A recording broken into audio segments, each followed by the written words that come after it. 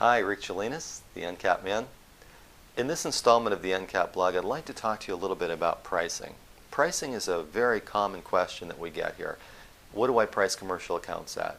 And what has really worked well for me in my commercial business coming up through the years was to use a sliding scale approach. So there's no fixed price. You can't just give a price over the phone. It's based on many factors. And so what we do is we take from one end of the scale to the other, and it goes up or down depending on the conditions of the business. Now, when I started in the early 80s, the commercial carpet cleaning industry, what we were getting in the industry was 10 cents a square foot.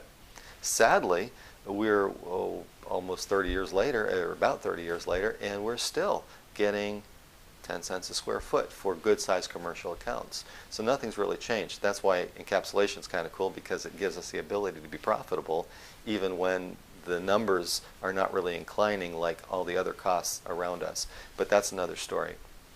So when it comes to pricing, I still go in, even today, at 10 cents a square foot, but I go up very rapidly. I'll increase very rapidly. Now, why? What factors do we look at to bring the price up? Well, some things are like, well, is there a lot of furniture that I got to work around? Am I going to have a hard time dealing with cleanings? A lot of places to go in and out of and work around stuff. That brings the price up quickly because I know my productivity goes down. Is it easy to get water and run my cords? Is the environment a pleasant place to work?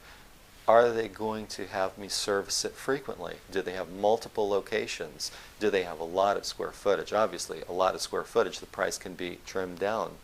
So I can be on the lower end, even down below 10 cents occasionally. I'll even slip down into the 9s and 8 cents. When I go down very gradually though, like 9.9, 9.8, 9.7 and so forth, even down into the 8s, into the 8 cent range. Now I go up rapidly though. I go up very rapidly, 12, 14, 16, 18, 20, and even into the high 20s. For instance, a dentist's office, a customer of mine's a dentist. The office is about 1,000 square feet, not a very large account. Lots of chairs with all the little tubes and cords coming out of the back of the chairs. It's a pain in the butt to work around. So in this case, I'm like real close to 30 cents a square foot. He's happy to pay it. And that's the only way to make an account like that work. Conversely, you can bring the price down as you look at all of those factors that we just spoke about that make it easier for you to be profitable. Realistically, though, you should be making well over $100 an hour when you're cleaning commercial carpets. There's been many times when I've made $200 and even $300 an hour. I remember one time I was walking out of an attorney's office and I'd made about $350 an hour cleaning their office. I thought to myself, I'm probably making more than they charge per hour for their clients. Feels good.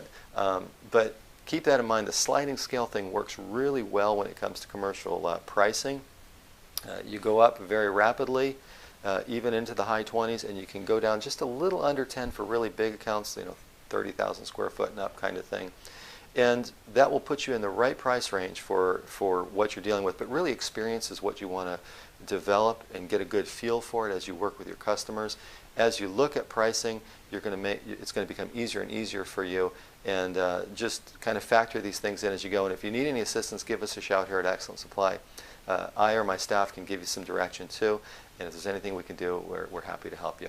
Have a great day, and wish you the best as you develop your commercial business.